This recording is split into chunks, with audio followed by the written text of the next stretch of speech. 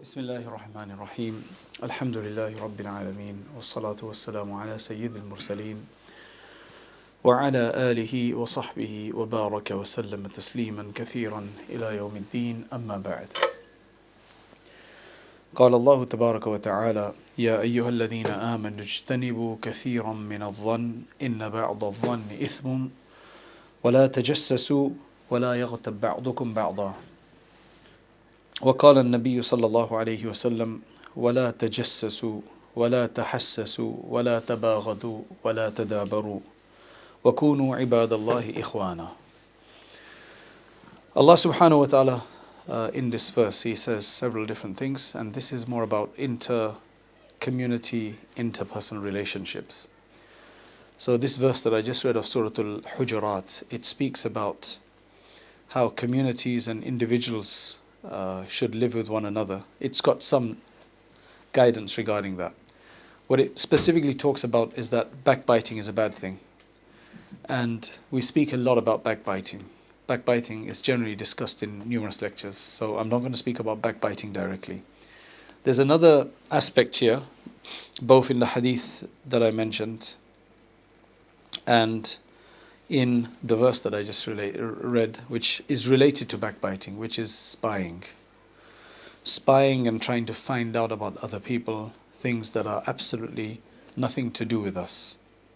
So this is to try to find out what somebody else is doing, or what somebody else is saying, or what somebody else does, in a way that has no necessary relevance to us. It's just this hunger, a voracious appetite for just knowing about people, negatively speaking about them, negatively just gathering information about them so maybe you can use it against them, maybe then backbiting about, because backbiting generally is going to be about something about a person, so you need to find out about the person first. So some people have such an information, they just need to know everything. It's a sickness of the heart that you need to know everything negative about somebody. You know, there's one is that somebody does something openly and you know about that. That you can't help knowing. There's a different way to deal with that.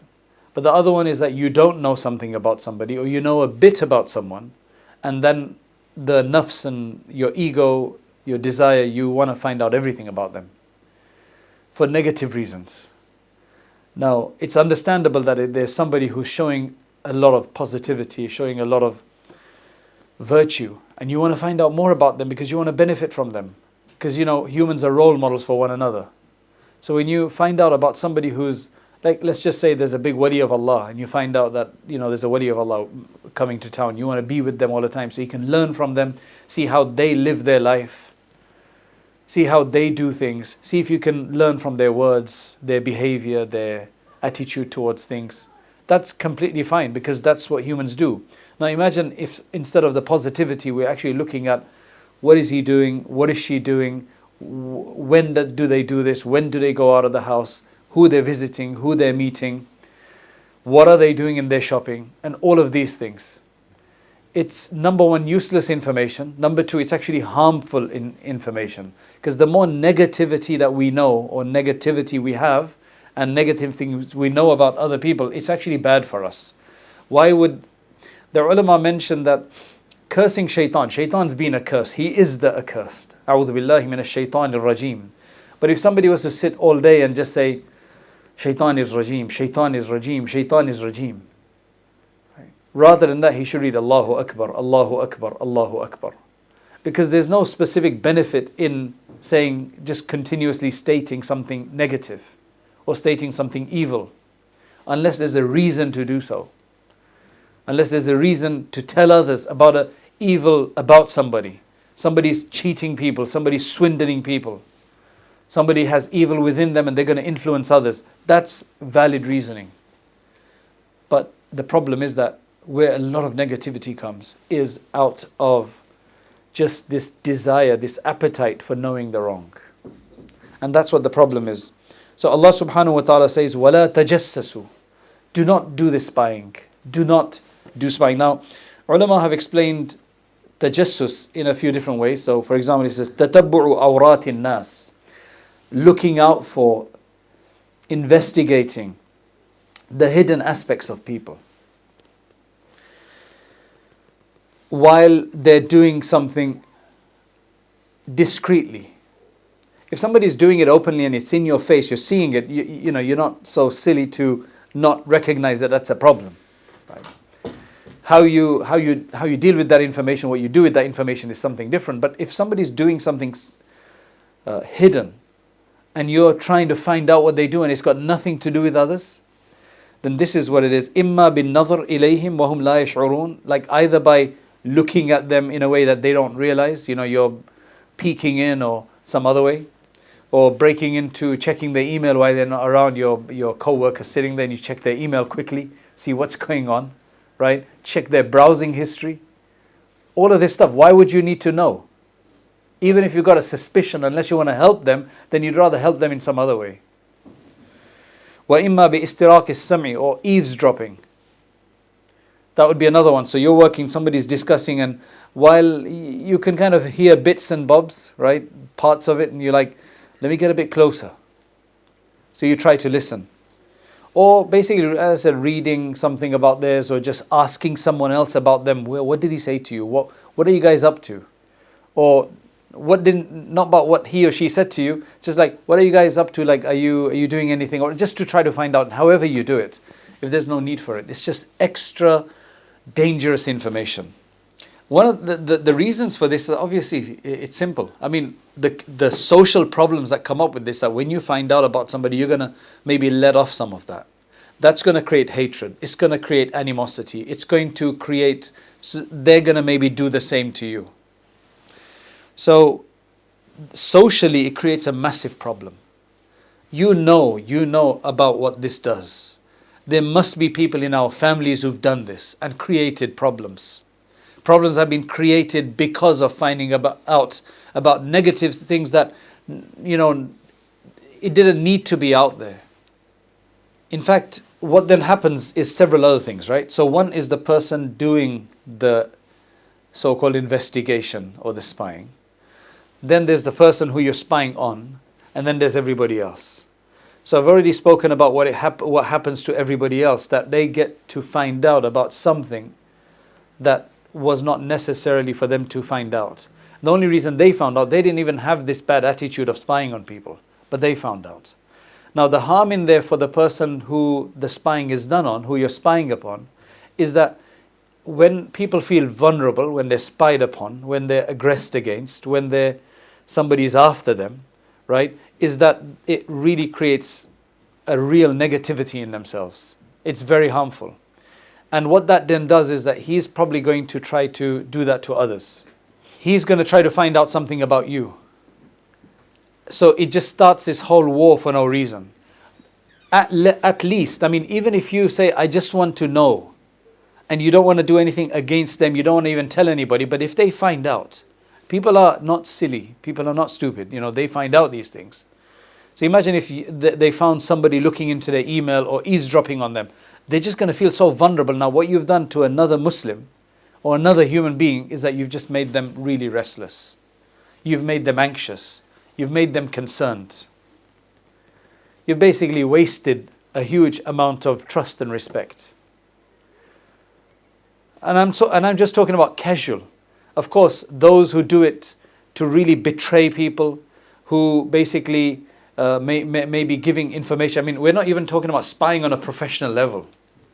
Like, you know, where communities are doing this, whether different regimes are doing this, whether you're doing this in a war situation, especially, for example, you know, you've heard about Palestine, where there's people from among the Muslims there who are bought out to then spy on other Muslims so that they can let the authorities know that are against them. That's obviously a whole different level. That's like on a big, huge level.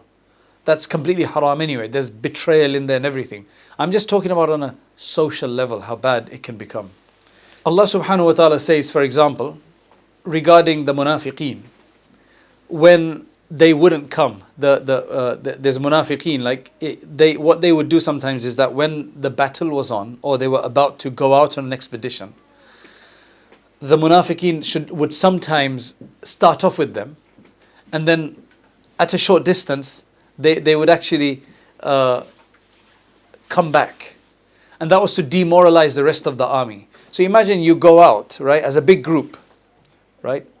They go out and numbers are a big issue. Numbers are a big strength. And then suddenly you have like 15%, 20% just walk away. That's very demoralizing.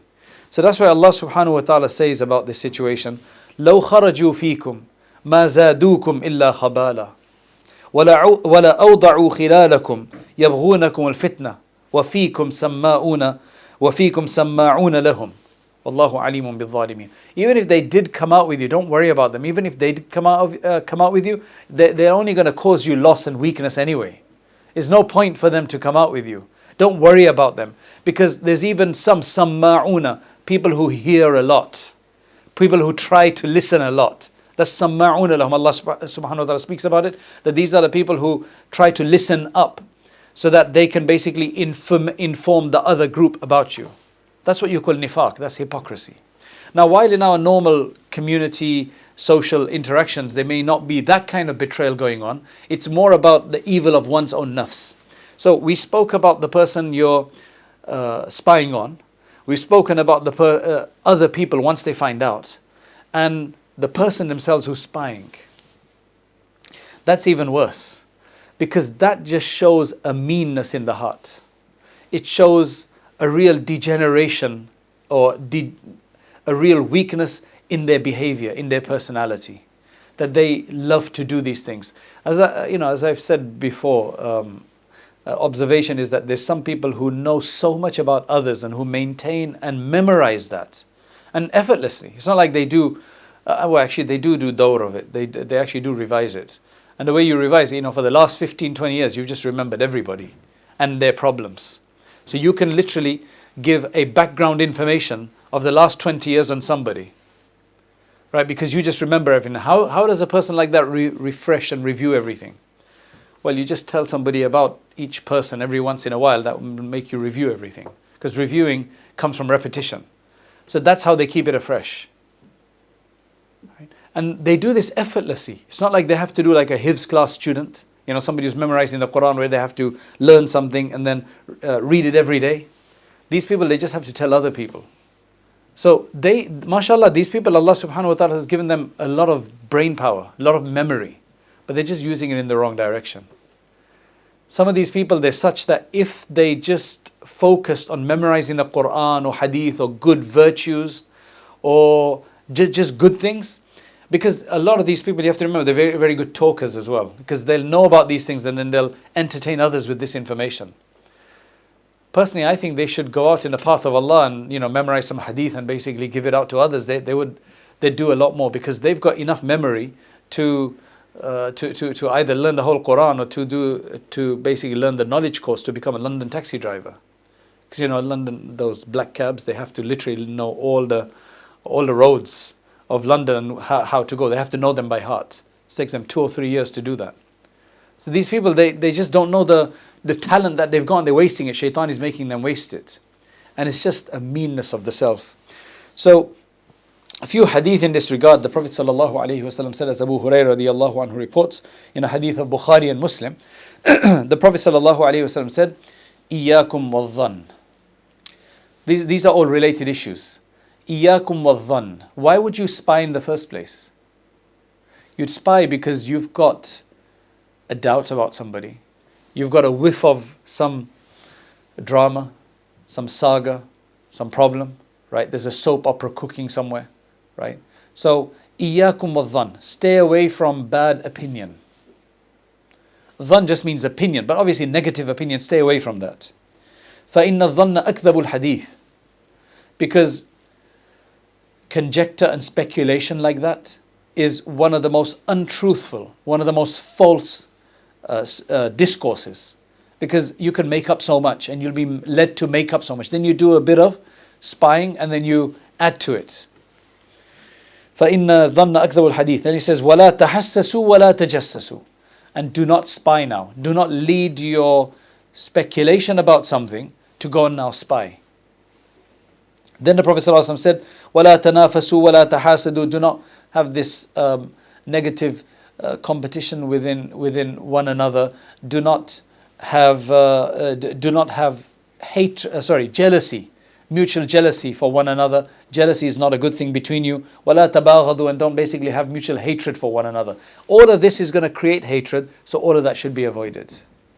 وَكُونُوا عِبَادَ اللَّهِ إِخْوَانًا, just be brothers for Allah subhanahu wa ta'ala. Just be brothers. Just be servants of Allah and brothers, that you are all together as servants of Allah. Be brothers and sisters. There's another hadith from Abu Barza al-Aslami radiyallahu anhu from Tirmidhi. Rasulullah sallallahu alaihi wasallam said, "Ya ma'shara man amana bilisanihi, wa lam yadkhul al-iman qalbah." Look at the way the Prophet is addressing such people. He's saying, "O people who have, O group of those, O congregation, O people, right? Of those who have brought faith with their tongue," meaning who say, "I am Muslim," who say, "I believe in Allah" with their tongue, but the iman has not fully entered the heart. وَلَمَّا يَدْخُلِ الْإِيمَانُ وَلَمْ يَدْخُلِ الْإِيمَانُ قَلْبَهُ. Iman has not fully entered the heart. This is talking about the state of this person. The state of the person who likes to spy on others, their iman is incomplete. Because perfection of iman, completeness of iman will prevent you from doing that, because you've got so many other things to worry about. So iman has not entered such person's heart. So he's addressing such people. لا تغتابوا المسلمين. Do not backbite Muslims. ولا تتبعوا عوراتهم. You know this, in Arabic the word for spying is tajassus. Another way they explain it is تتبع العورات. Awrat, plural of awra, which basically means a part which needs to be concealed. So hidden issues that should be kept hidden. Do not go after them. Do not pursue and spy on things which are not supposed to be open. One of the questions that will be coming in your mind, I want to clarify now, is what about if somebody is, for example, involved in zina? Should you go after it? Should you pursue it and find out? So first you must ask your question yourself, why? So number one, if that is just a speculation, you've got reasons to believe. Number one, you should not be telling anybody else. Right? The only reason you could do this, if you do see something like there's some inappropriate discussions taking place, inappropriate communication or whatever, which is haram, and you want to correct the situation, then you have to use your most wisest discretion to try to sort this matter out with the most sincerity in using the most appropriate measures. You can't use this as an excuse that, okay, because he's doing wrong, I'm allowed to tell everybody and just make it worse. Meaning, our purpose of trying to correct somebody should not be by telling everybody else and letting everybody know, so the person becomes a bit humiliated, so then they stop. We don't use the humiliation card in this case. But if you do want to sort, if it's a friend, it's a family member or somebody like that, then you need to give them advice in an appropriate way. ولا تتبعوا عوراتهم فإنه من اتبع عوراتهم يتبع الله عورته. Now this is where the warning comes from the Prophet ﷺ. If you go behind somebody's wrongs, like, so we have some children sitting here as well. So if you find out something about a friend, or you're trying to find out about the bad points about somebody in your class, anywhere, it says that anybody who pursues the hidden things about others, then Allah subhanahu wa ta'ala will go after their hidden parts. And that is frightening. I mean, if that's not enough to frighten you, I mean, that should be, because everybody's got issues. Something or the other that we've got some embarrassment about. We go after others, then Allah will go after our issues, our hidden issues. وَمَنْ يَتَّبِعُ اللَّهُ عَوْرَتَهُ. Then يَفْضَحُهُ فِي بَيْتِهِ. Now when Allah comes down to doing that, if Allah resorts to doing that because we've done that to others, then Allah, He says that whoever Allah then pursues for their concealed parts, then Allah subhanahu wa ta'ala will degrade them in their own houses. In their own homes they'll be degraded. Meaning in the vilest way, in the worst way. So Allah will give us worse than what we did to others. So that in itself should be enough to help us deal with this. So as I said, it's dangerous in that sense. Muawiyah radiallahu anhu said, Imam Abu Dawud relates this. Muawiyah said, I heard the Prophet sallallahu alaihi wasallam saying, "Innaka in ittaba'ta awratin nas." If you go after the hidden things about people, afsattahum aw kitta tufsiduhum, then you will corrupt them, you will spoil them. Spoil them and corrupt them, as I said, they will feel negativity and all the rest of it. They'll have major problems like that, and there's numerous other kinds of corruptions that will ensue from that. It'll just create a whole social problem. Then Abdullah ibn Mas'ud radiallahu anhu said, "Inna qad nuhina anit tajassus." Now this is the barriers, right? Inna kunna nuhina anit tajassus. We were prohibited from spying on anybody. Walakin in yadhhar lana shay'un na'khudhu bihi. Now look, if something is quite clear and something is evident in your face, and there's somebody doing something blatantly and openly, on YouTube for example, right? You know when you have these issues on YouTube where there's somebody who was an influencer or somebody who's very prominent on YouTube and they've done something weird or whatever, and they're actually doing something weird, and then there's people who criticize the strange behavior of that person online. There's people who support that person. They say, "No, hey, you shouldn't be speaking bad about people. You shouldn't be talking about the negatives about people." But they're doing the negativity online. It's for public, it's to see. I mean, of course, just because somebody's doing something negative online it's not the most appropriate thing for us to then go after them, and it doesn't become halal for us. Even if somebody's doing something in public that's wrong, it does not give us the right. So if I see somebody openly, blatantly doing something, it does not give me the right to go on to tell everybody for the sake of just putting him down. But if that's harmful for others, then I can do that. So there has to always be a valid reason for bringing something up. But at least if somebody's done something openly, then you know that you're not just speculating. Then it's quite clear that they're doing something wrong. In fact, even when it comes to zina, it says that if you see somebody committing zina, it's not your responsibility to tell the authorities even in a Muslim state. In fact, when it comes to zina, it's actually a big problem, because you'd actually need 4 people with yourself, along with yourself, 4 altogether. You'd need at least 4 people to say the same thing in this really, really graphic way. So that's very dangerous anyway, because if 3 other people do not support you in saying that they also witnessed the same thing, then you would actually get lashed for the accusation, even though if you are absolutely correct. So when it comes to things like zina, why? Because Allah subhanahu wa ta'ala just doesn't want that discussion there in the public. Yes, if it's someone, you can correct somebody, you can help somebody, then you help them privately. Scholars have said that anybody who's into spying and looking out for things like that, they have the following problems. Number 1, it's dalilun ala ضعف الإيمان وفساد الخلق. This is a dalil, this is basically a proof that your iman is weak, right? Because you're not focused on the right things, you're going after negatives. And number 2, that this is your akhlaq and your behavior are extremely corrupted. So anybody who likes to spy, just be honest with ourselves, that it should frighten us that we would be considered to be of bad character in front of Allah. And this is a weakness of our iman. That should be enough for us to try to sort ourselves out. Number 2, dalilu dana'ati nafs wa khissatiha. Basically just shows lowliness of our nature and behavior. It's just the lowliness of the self, the ego, a meanness of the self. Number 3, it's going to create enmities, it's going to create harms, it's going to create negativity, and it's just bad information that you're carrying around. You're just carrying a lot of impurity in your body, in your mind actually. Imagine if you've got in your pockets, in your coat pocket, in your handbag and everything, you've got bits of, let's not even say impurity, but just dirty stuff. Dirty rags and tissues and and half-eaten chocolates and things like that. Just how dirty it's going to be. So imagine if you're keeping that in the brain, in the heart. What purity is there going to be in the heart? In fact, the purity of our heart is even more important than the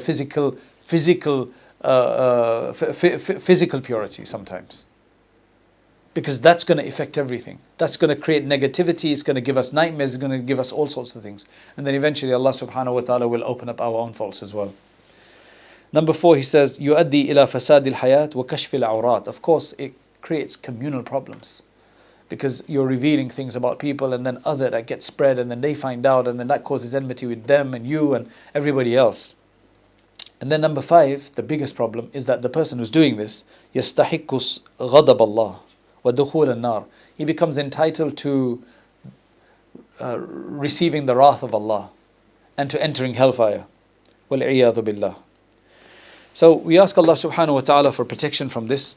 Let me just read to you what Imam Nahlawi says about this. I'll just read to you what he says about this, because it's really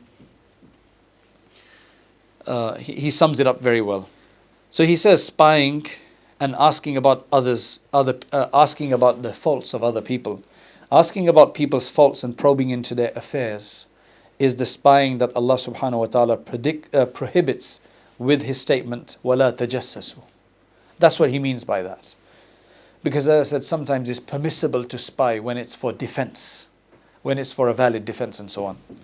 Namely, do not seek out the hidden faults of others. Imam Qushayri says, he who knows Allah has no spare time from focusing on Allah. Anybody who knows Allah properly, they're going to be so focused on just worshipping Him, and that they're not going to look at other things, mean things and lowly things like this.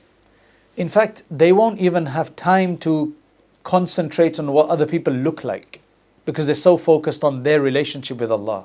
So when are they going to have time? Forget about looking at them. When are they going to have time to spy on them?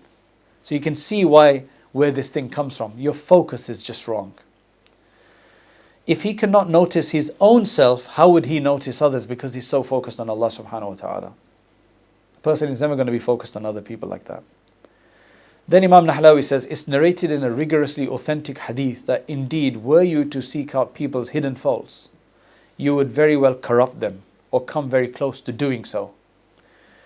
For example, because then it will result in backbiting, gossip, baseless accusation, degeneration of one's honor, and so on and so forth. Just fasad in the community. It's also narrated on the authority of Abu Barza radiyallahu anhu that the Messenger of Allah sallallahu alaihi wasallam said, O people who verbally profess Islam, yet faith has not yet entered their heart. We just read this hadith above. Do not backbite others or seek out their hidden blemishes. For if one seeks out the hidden faults of his brother, Allah will seek out his fault. And if Allah seeks out a person's fault, He will put him to shame even in the middle of his own house. And that's why it's from this perspective that scholars consider it recommended to not testify in cases of penal punishment unless required by law, so as to veil the sins of the disobedient even. If the disobedient people it's a disobedience to themselves, and leave them, just make nasihah to them. You're not obliged to tell the authorities if it's not harmful to others. So we ask Allah subhanahu wa ta'ala to protect us from this kind of meanness and other types of meanness of the self, because this is the kind of weakness of iman that we suffer from. It's hugely detrimental to the community. It breaks apart families, because the first place you do this is to your close ones, because those are who you interact with most. You don't do it to strangers as much. You're going to do it to your sister, your brother, right? Your nephews and nieces, uncles or aunts, or whoever else it is. Generally people closer to you, people at your workplace. And there's just so much that can go wrong and does go wrong with that. So we ask Allah subhanahu wa ta'ala to remove that from us and protect us from others who do that to us as well. We ask Allah subhanahu wa ta'ala to help, and that's why Bismillahi ladhi la yadurru مع اسمه شيء في الأرض ولا في السماء وهو السميع العليم أعوذ بكلمات الله التامات من شر ما خلق. These du'as and قل أعوذ برب الفلق قل أعوذ برب الناس, reading them is actually useful, because we hope that Allah will even protect us from this kind of evil, not just like from the evil eye and from magic and things like that. This kind of stuff which is a lot more mundane apparently. May Allah subhanahu wa ta'ala protect us from being harmed in this way and harming others in that way as well. Wa akhiru da'wana alhamdulillahi rabbil alameen.